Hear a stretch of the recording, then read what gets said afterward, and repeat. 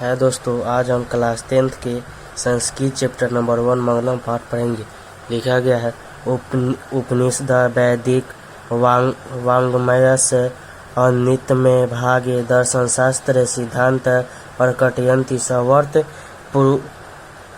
परम पुरुष परमात्मान महिमा प्रधानतया गीयते तेन परमात्मना जगत व्याप्त मनुषासितं चास्ति स एव सर्वेषां तपसां परम लक्ष्यम् अस्मिन् पाठे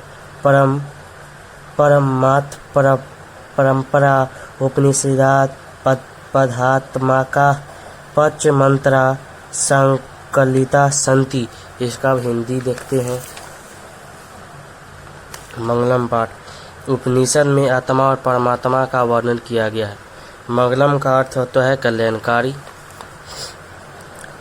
उपनिषद की रचना वेद व्यास ने किया है। मंगलम पाठ उपनिषद से लिया गया है। मंगलम पाठ में 5 श्लोक है। मंगलम पाठ में परमात्मा की महिमा को गाया गया है। परमात्मा समस्त व्याप है। वे संसार को अनुशासित रखते हैं। परमात्मा को प्राप्त करना ही तपस्या का अंतिम लक्ष्य है। उपनिषद आदर्श व्यक्तित्व, आदर्श जीवन, सत्य और असत्य का ज्ञान देता है। यह सुख और दुख में समान रहने का ज्ञान देता है। सत्य का मुख सोने के पात्र से ढका हुआ है। इसे धर्ममान अर्थात धर्मात्मा लोगों की हटा देना चाहिए। चलिए दोस्तों आगे पढ़ते हैं। हिरण्मयेन पात्रेण सत्साय पिहितं मुखम तत्पुरुषं विरीनु सद्धर्माय दृष्टते अनो अहियान महतो मह्यान आत्मास्य जंतो निहिते गुहायां तम क्रतु पश्यति वित्सोको धातु प्रसाद मही मात्मन। श्लोक है। हिरण्मयेन पात्रेण सत्साय पिहितं मुखम सद्धर्माय दृष्टते। यह श्लोक ईशावास उपनिषद से लिया गया है।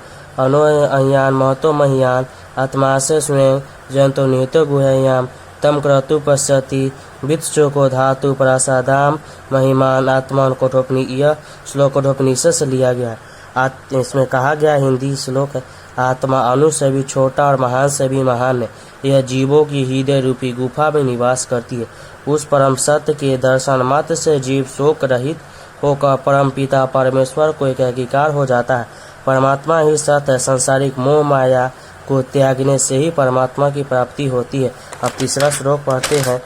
सत्यमेव जयते नानिहितं सत्येन प्रथा विथितो दवायान येनाक्रम न ईश्रियो महाप्रप्त कामा यत तत्सच पर निधाम। तीसरा श्लोक है। सत्यमेव जयते न निहितं सत्येन प्रथा विथितो मैं क्रमेण तीसो व्याप्त कामा यत तत्सच पर निधान। इसका हिंदी श्लोक है। यह श्लोक तीसरा श्लोक मंडोपनिषद से लिया गया है। इस श्लोक में वेद व्यास कहते हैं कि सत्य की ही जीत होती है, असत्य की नहीं। सत्य से ही परमात्मा तक पहुँचने का मार्ग विस्तृत हुआ है और देवता इसी मार्ग से परमात्मा को प्राप्त करते हैं। यही वह मार्ग है जिससे आप काम था जिनकी मनोकामना पूर्ण हो गई है वह परम लक्ष्य को प्राप्त करते हैं। अब चौथा श्लोक पढ़ते हैं।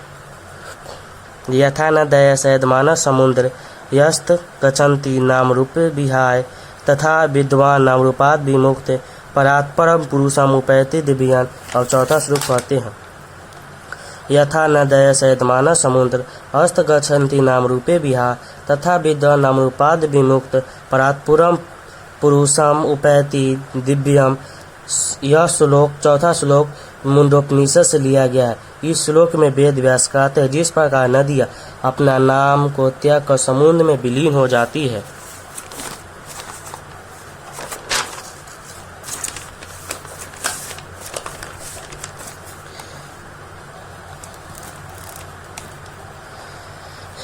और समुद्र ही कहलाती, इसी प्रकार विद्वान लोग अपने नाम को त्याग कर परमात्मा में लीन हो जाते हैं अर्थात परमात्मा को प्राप्त कर देते हैं। 5वां श्लोक देखते हैं। वेदामेतं वेदाहमेत पुरुषा महानताम आदित्य वर्णम तमसा परस्तात् तमेव विदित्वा मृत्युपि नान्यः पंथा विधीयते नाम।